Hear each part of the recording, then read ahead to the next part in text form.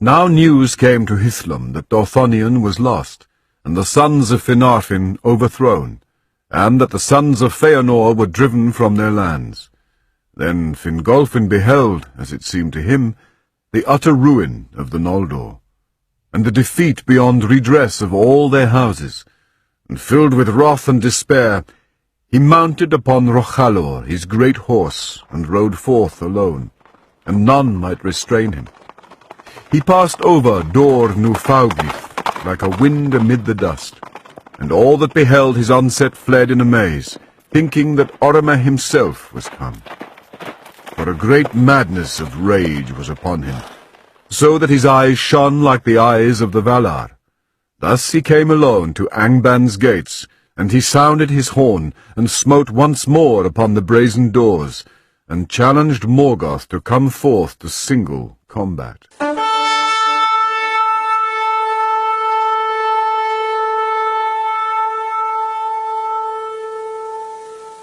Come forth, let the Lord of the Black Land come forth.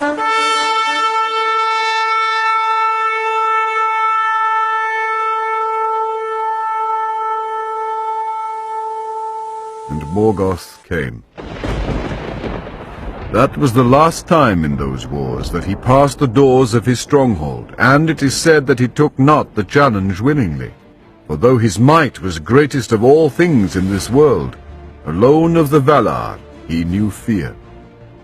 But he could not now deny the challenge before the face of his captains, for the rocks rang with the shrill music of Fingolfin's horn, and his voice came keen and clear down into the depths of Angband. And Fingolfin named Morgoth Craven and Lord of Slaves. Therefore Morgoth came, climbing slowly from his subterranean throne, and the rumour of his feet was like thunder underground. And he issued forth clad in black armour, and he stood before the king like a tower, iron-crowned, and his vast shield, sable, unblazoned, cast a shadow over him like a storm cloud. But Fingolfin gleamed beneath it as a star, for his mail was overlaid with silver, and his blue shield was set with crystals, and he drew his sword, Ringil, that glittered like ice. Then Morgoth hurled aloft Grond, the hammer of the underworld, and swung it down like a bolt of thunder. But Fingolfin sprang aside, and Grond rent a mighty pit in the earth, whence smoke and fire darted. Many times Morgoth essayed to smite him, and each time Fingolfin leaped away, as a lightning shoots from under a dark cloud. And he wounded Morgoth with 7 wounds, and 7 times Morgoth gave a cry of anguish, whereat the hosts of Angband fell upon their faces in dismay, and the cries echoed in the Northlands. But at last the king grew weary, and Morgoth bore down his shield upon him. Thrice he was crushed to his knees, and thrice arose again, and bore up his broken shield and stricken helm.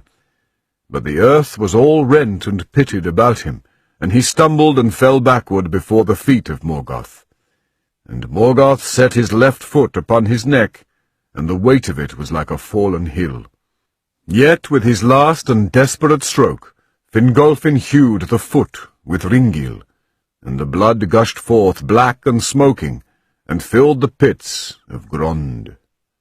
Thus died Fingolfin, High King of the Noldor, most proud and valiant of the elven kings of old.